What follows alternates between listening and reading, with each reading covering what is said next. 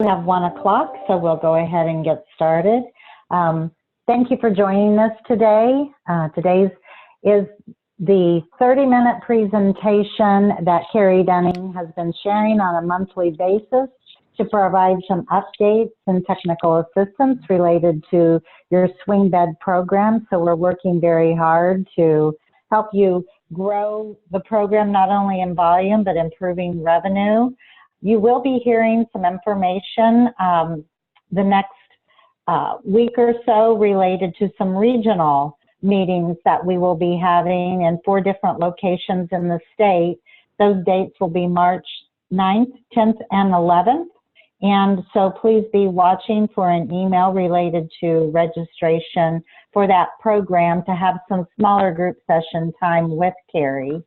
I'm Becky Royer. I work with the State Office of Rural Health to provide the swing bed education services to you. The Rural Health Association, Rural Health, State Office of Rural Health leaders are David Conrad, who's over the Flex program, and Joyce Hillenworth, who's the manager there at the State Office of Rural Health. So we appreciate all their support, as well as Allie Orwig with the Indiana Rural Health Association for helping support the Zoom platform. Again, the presentation for today was sent out at about 8:30 yesterday morning if you want to pull that up.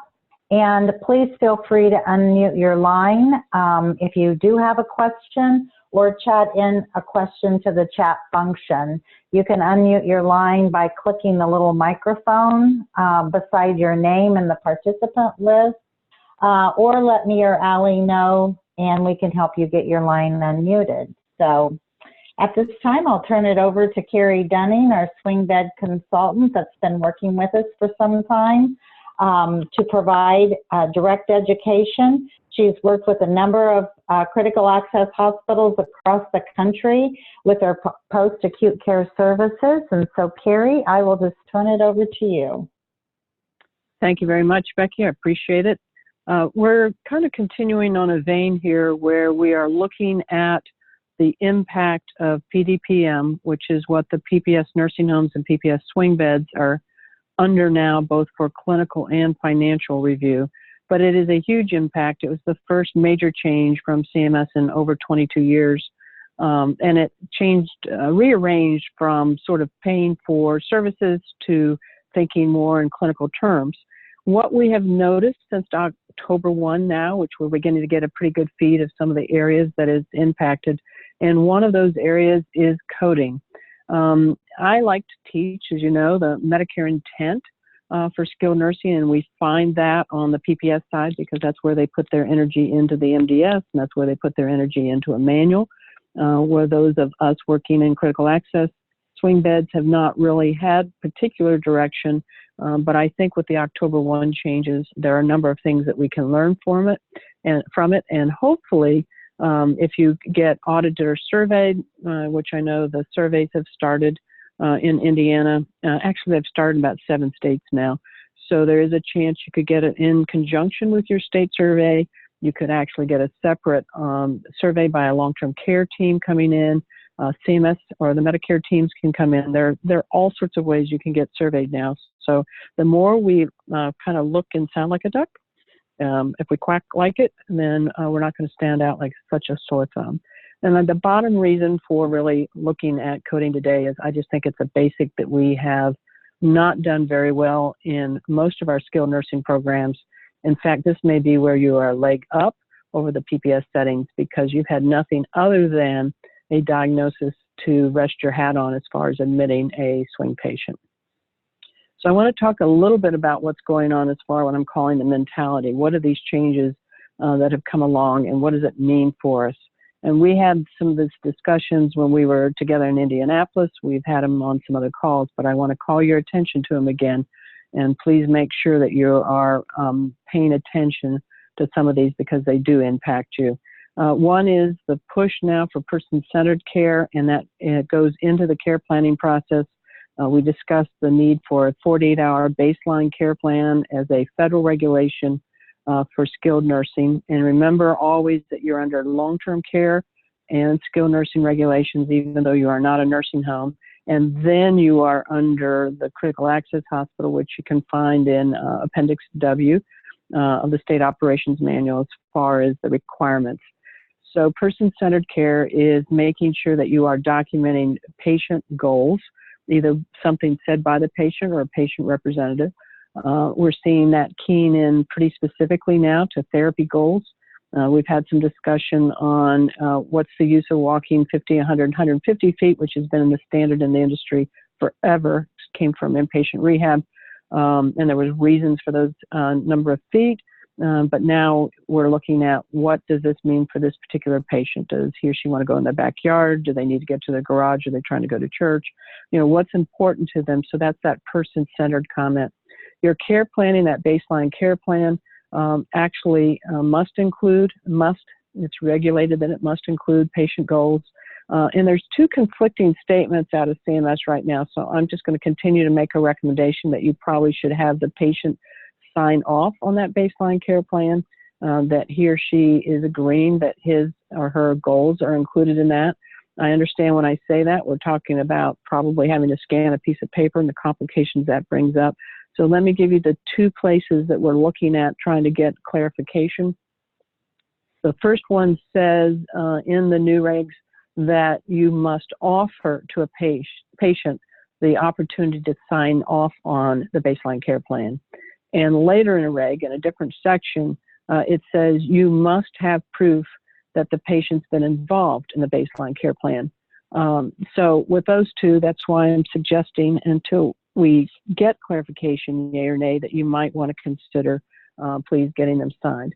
When the comprehensive care plan is completed, you are to share that with the patient. Medicare has made one slight change in the language there, where they say you don't just hand them the comprehensive care plan, or you don't have to go through it word by word, because certainly most people in your swing bed do not have medical backgrounds. You can change the language to explain them, and that's in writing in federal regs. So there must have been some reason behind that that I'm unaware of at this point.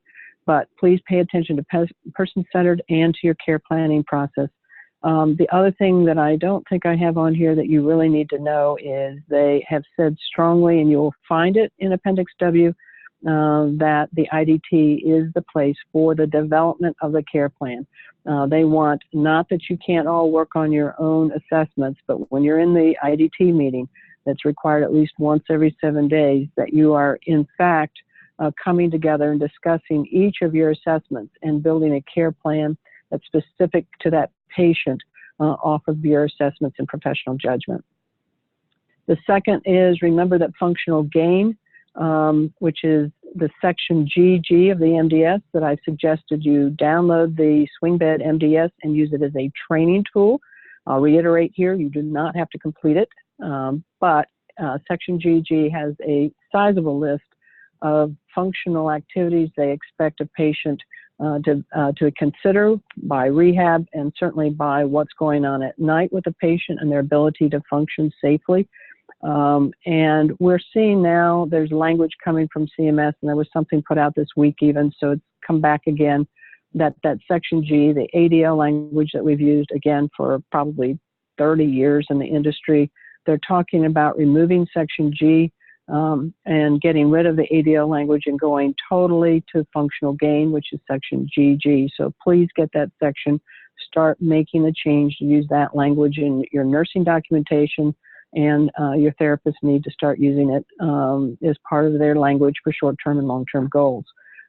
They will not do something with the ADLs probably for the next couple months, because there's been a pretty good pushback, because most nursing homes, their Medicaid system is paid or at least bonused on ADL, so we've got a long way to go to figure all that out.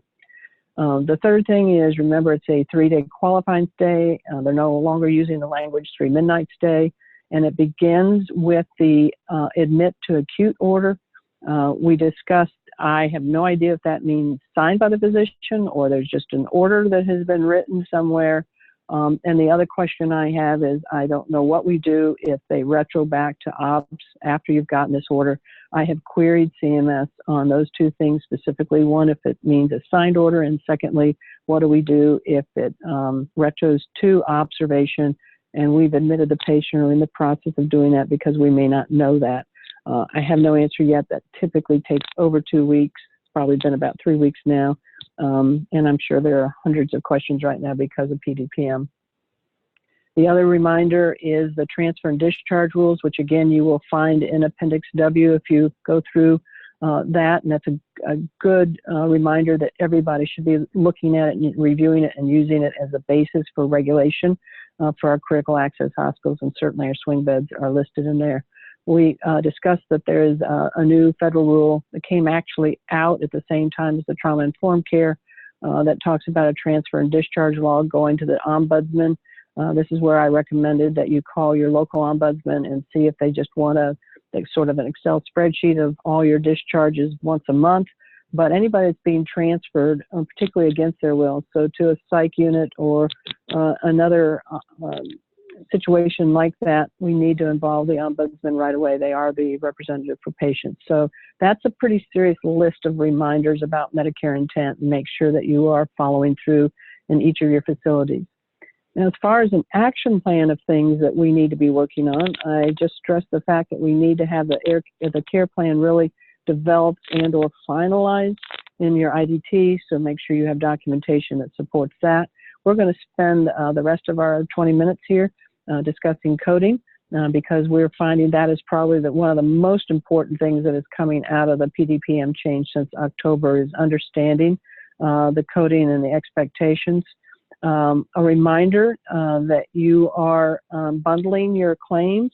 That came from the memorandum that came out on November 2nd of 2018, I guess, and was enforced on April 1st, 2019, where you do not have the exclusions for the higher priced things that the PPS settings have. So make sure you are in fact bundling any expense that other than professional fees that's coming up during your swing bed stay, and obviously considering before you admit someone, if they have some extenuating circumstances and very expensive care, do you really want to admit them to your swing bed with the bundling? So that's an internal decision each of you will make. And then the trauma-informed care, we've gone through this a couple of times, but I'd like to recommend that if you have not, you should be starting right now with staff training. And you can use the ACE as a questionnaire for staff members to answer for themselves, but you should be talking about trauma and raising their understanding of it for their patients, but also as a reminder that everyone, probably on Earth, but certainly in the United States, has at least one, if not two, trauma events in their background. And we don't want something going on between a patient and a staff member where a staff member is triggered by something and says something back. So a lot of training needs to be done there to at least get the language and the opportunity to help patients out and above board. So please look at your staff training on that. All right, so I want to talk a little bit about coding, and this is Section I. This is a piece of the MDS if you've not seen one. It's another section you can download that has a lot of ideas in it, but this is the new page that started on October 1 that must be filled out by the PPS settings. So I'm going to call your attention to a couple of things today. One is you see 13 primary medically complex categories there, which is supposed to be you pick one of those if you are PPS. So from 1 to 13, which one best describes the type of admission you're doing. So you see a hip and knee replacement, which I'm sure you're getting some ortho now.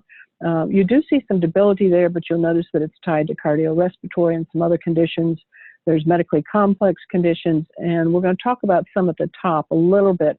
But I think it behooves you to look at those categories and think about the types of patients that fall in each of those categories. I think there are patients in there that we have not described in our admissions criteria, or we have not attempted to admit by letting our referring hospitals and our providers know, and actually specialists too, that we are capable of handling certain kinds of patients. So we can take this list of 13 and take one or two of those and take subsets, and I think more clearly define the patient base that we're interested in admitting.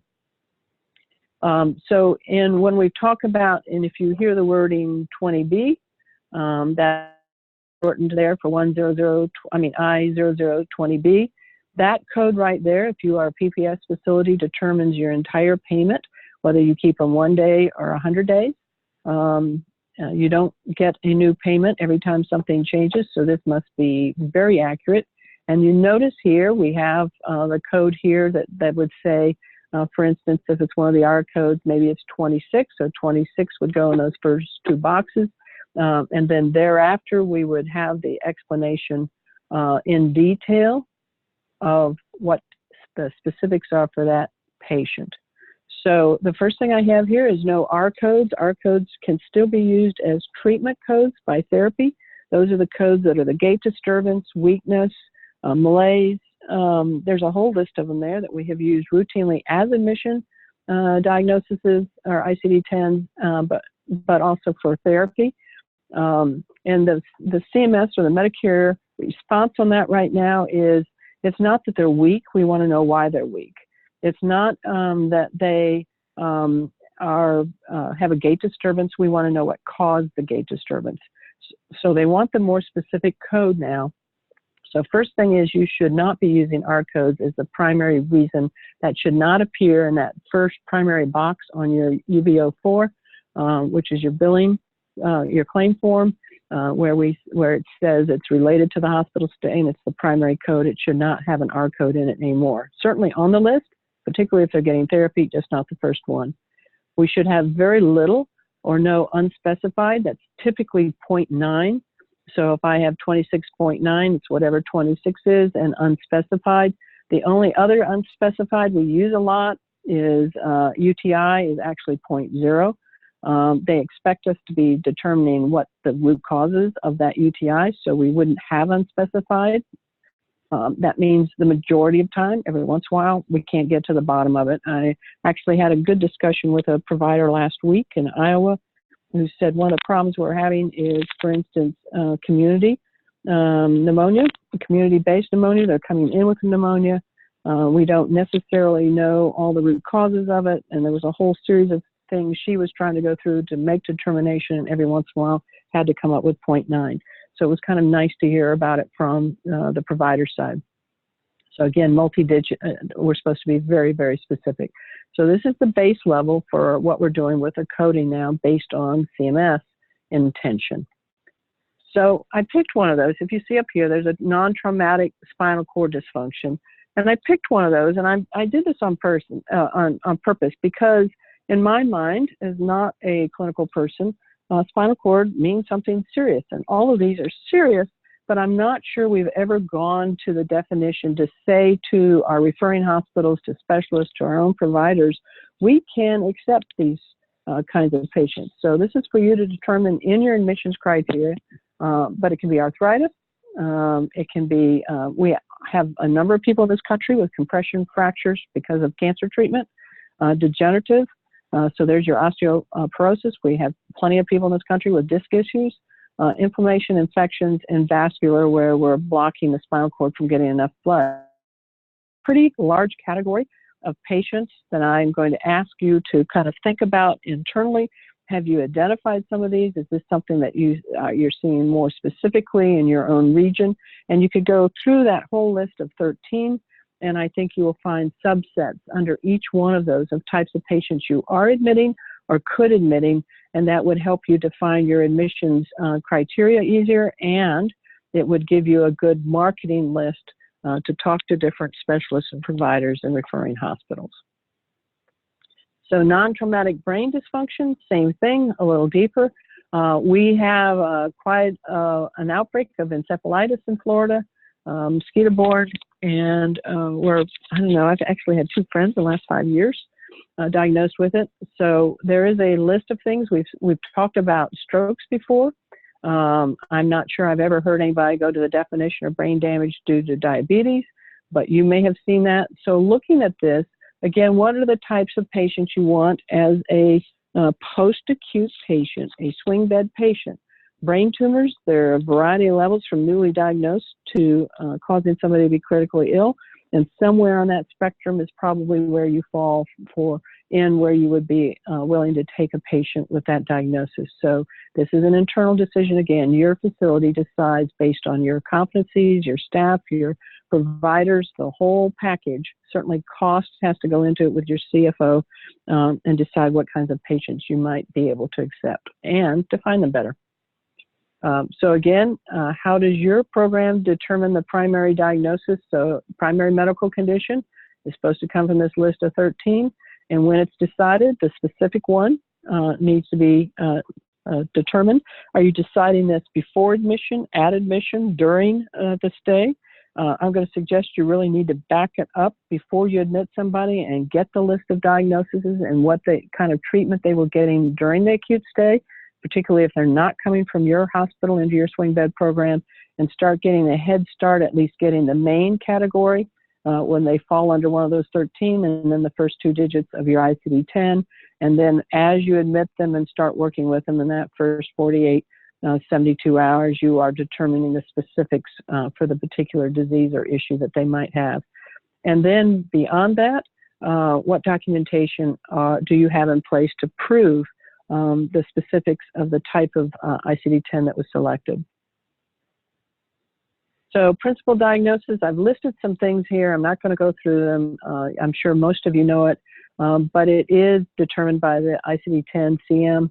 Obviously, there's a tabular list and an alphabetic index.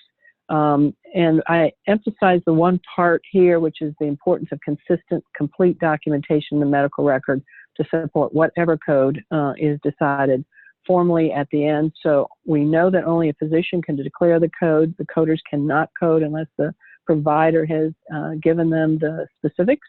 But the bottom line is, regardless of what the physician says, if your chart does not have the documentation to back that up, you're going to be in trouble on medical review. So we're really kind of back to square one on a couple of things, I think. One is re-looking at your admissions criteria. You may want to open the door on different types of admissions that we really haven't stopped to look at. I think we have some decisions about where new strokes are going to. Right now, they've been going to LTACs and potentially to inpatient rehab, which are known as IRFs. LTAC business is really kind of taking some notches out of it right now. It's a very expensive setting, and CMS is trying to reduce the types of admissions there. So we've seen more go into inpatient rehab. That doesn't mean you would have the, quote, new stroke, because that would be on the acute side of this, and LTACs and IRFs can deal with that. But in the post-acute setting, many of those patients may not be able to go home. They can certainly go to a nursing home. They can come to your setting, perhaps before they're ready for home health. So is that a type of patient you want to take or not? Those are the kind of decisions you need to look at. And then what is going to be for your hospital-based program, for your swing bed program, versus an area nursing home taking kinds of patients? We've talked about things as simple as BiPAP and CPAP.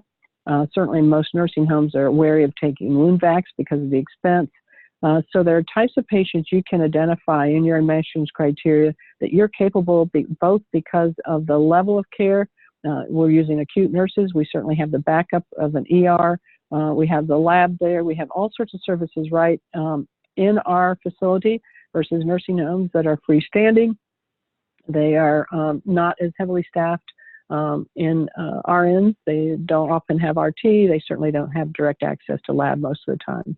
So what's the breakdown where you can partner with your area nursing homes, but you're still going to be taking, as we advance here, I think in the next 6 or 7 years, we're going to see a whole influx of medically complex patients that might be better suited being in a swing bed program. And then you're going to go back and look at what your marketing materials say. Are we saying something as general as stroke or orthopedic? Or do we have a comprehensive list where we're making suggestions of the types of patients you're willing to take? And obviously at the bottom of all this, that probably should have been at the top, is whatever types of patients we're taking. And the sicker they get with the more comorbidities, that means we have more competency-based training that we need to have in place. So I want to go just quickly over some things. These are some sheets that you can work internally with. This is a team decision. You heard that in the new CMS language, they want the care plan to be deciding the primary diagnosis. That's fine as a team because we'll be working with a diagnosis that's in place. But what if we're in that meeting and we realize we need more specificity, or we need more documentation from a physician, or we need a physician to declare that code, then we need to be making sure that we've got our all of our providers on board and understanding what we're talking about and the importance of that. So this is where having your physician involved, again, in IDT becomes a very important piece to the puzzle. So that's the homework right now, is making sure your IDT is complete and physician is available. We discussed that you can use telephonic support. We also have a couple programs that are Skyping physicians in. And then I've suggested each of you check with your state as far as the physician extenders. I think we've been allowed to use them in most states, but I defer to state law on that. And I think Becky's looked into that. Actually, I may be wrong, Becky. I may be putting you on the spot. And then the review process about how you're making sure we're getting the right diagnoses, that we have all the diagnoses involved with the patient in our documentation, in our chart. That includes, remember, we're giving medications, we're doing treatments, we're getting x-rays or labs. We should have diagnoses tied to each of those so that we have a complete picture of what this patient needs, and reviewing it constantly while they're in there. And I've suggested that we probably need to start looking at a triple check process for our codes and how we're deciding, and make sure we're not getting in the rut of using the same one unless you have a very specialized program taking one type of patient. And I think, Becky, that's kind of the general thing that I wanted to get through today. So if there are questions or conversations that you want to have with everybody, I'll be glad to sit on the sidelines here.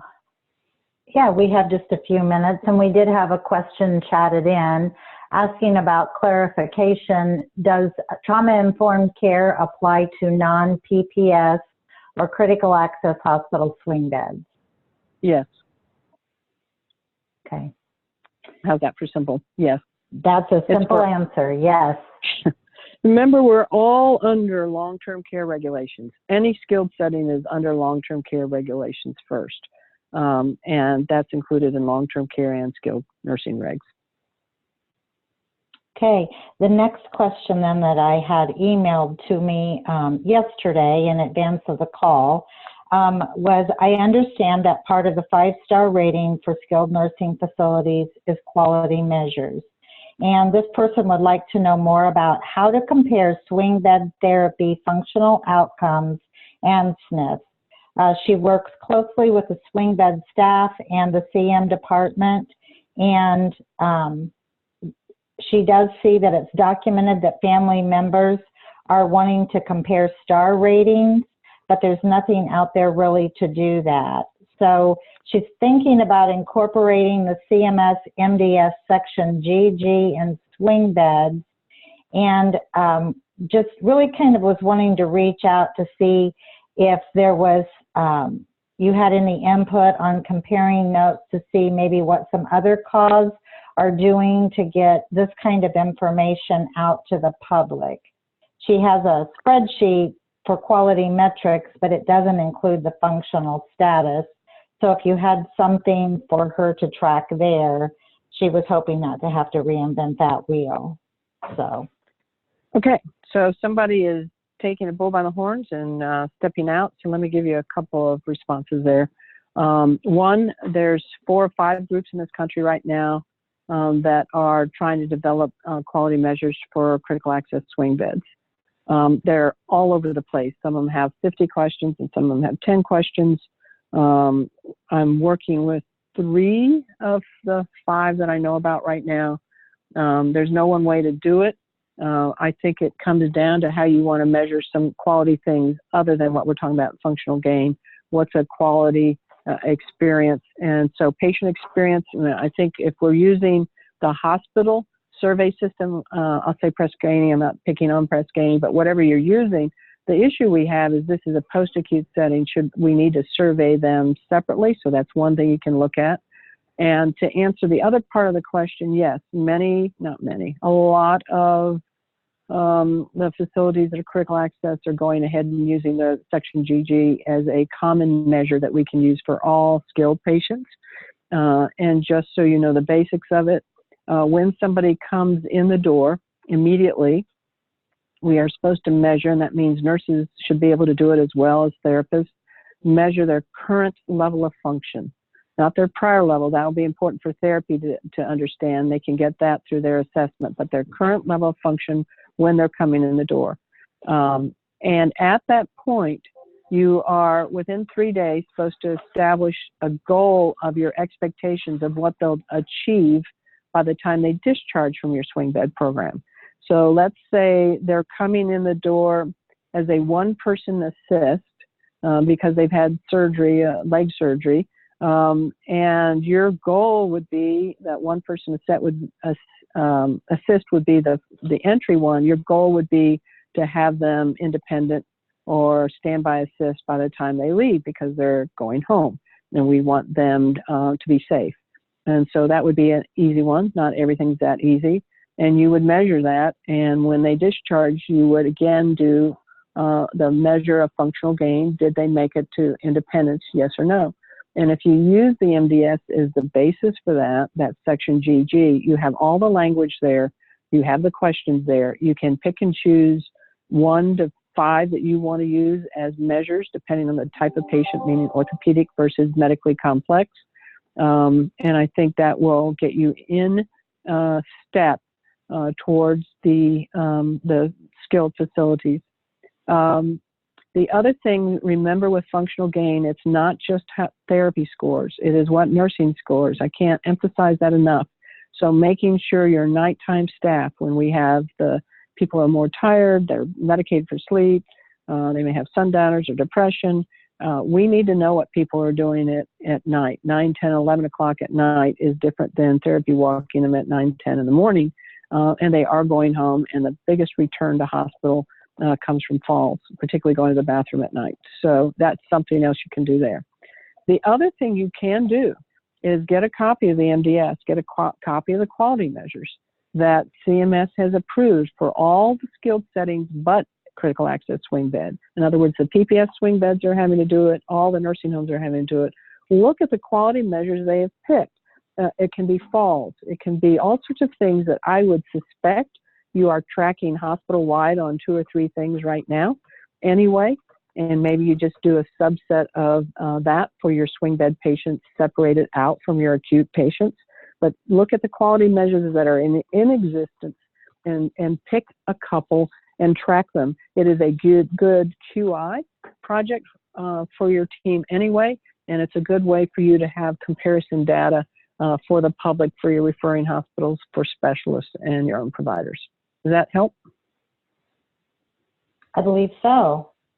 So I know that person is on the line, so if there are additional questions, please send those in.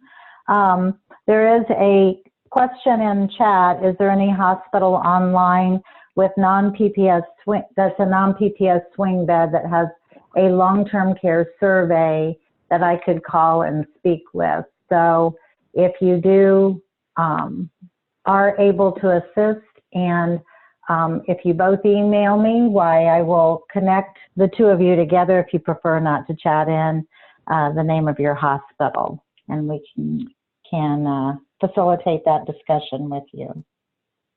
And the other value, Becky, might be anybody that has been surveyed in the last 12 months to see if they're getting tagged. So I can give you an example now.